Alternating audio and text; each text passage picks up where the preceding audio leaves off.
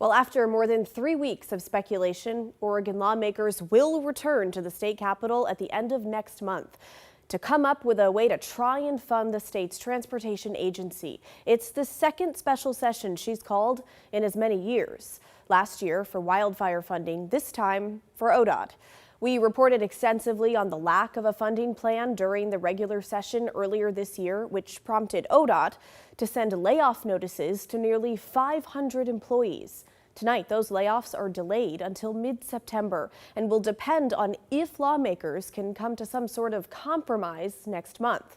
ODOT faces a roughly $350 million budget shortfall over the next 2 years. On the table in Salem was a $12 billion Democratic-led funding package. Republicans called it the largest tax hike in state history, and Democrats could not rally their party to vote together, so it failed. In the 11th hour, lawmakers even tried a sort of emergency backup bill to bridge ODOT to next year's legislative session. That failed too. The sticking points, and there were many, included raising the gas tax, launching a new pay-per-mile system for electric vehicles, increasing DMV fees, and hiking the existing privilege tax when buying new and used vehicles, among others. Lawmakers ended the session 2 days before they needed to in late June, and since then, cities across the state have already started to see the side effects from the lack of transportation funding. For example, homeless camp removals on ODOT property have slowed, along with graffiti, trash removals, and pothole repairs.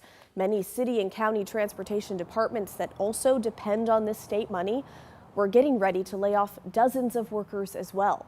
The governor ordering state lawmakers to return to the Capitol Friday, August 29th, the Friday of Labor Day weekend, which we speculate is meant to put pressure on lawmakers to get something done that day or risk their holiday weekend plans, all in an effort to figure out how to pay for basic road maintenance and operations and to keep those hundreds of transportation workers employed.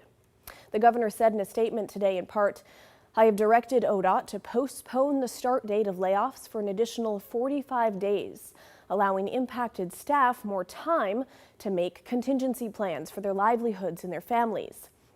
I am confident," she says, "that lawmakers will step up next month to avert these layoffs by approving the necessary funding for the state's transportation needs." Now, tonight, we're also hearing from a union that represents many ODOT workers. This delay is great. Like, this is the first battle, if you will, in the larger war here. It's nice to know that people seem to be listening because they're realizing, hey, the work that these people do is incredibly important and valuable, and we really can't afford to lose them. We really do need legislators to show up for this special session and vote. And I think that, we know politics got in the way of the last transportation package. And we know that for the last couple of weeks, people have been trying to figure out how to move forward. I think from what I've heard from our members every day is that it feels like they are stuck in kind of like this political back and forth. And that we really need people to be focused on the problem at hand and how to solve it. Earlier this afternoon, I caught up with the leader of House Republicans in Salem, Representative Christine Drazen.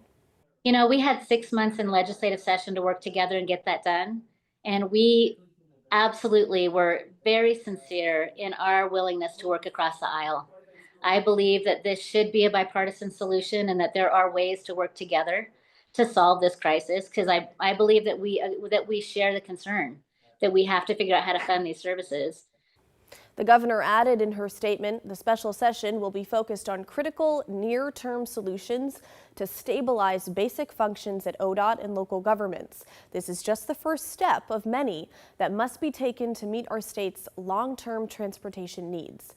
But Representative Drazen believes this special session is not necessary. We don't even need a special session for it. We have money in reserve as a state. We have money. It's sitting in what we call the emergency board. It's a joint committee of House and Senate members that have the authority to appropriate money outside of the legislative session. And we have enough money to cover costs related to these ODOT maintenance and preservation jobs that we so desperately need across our communities.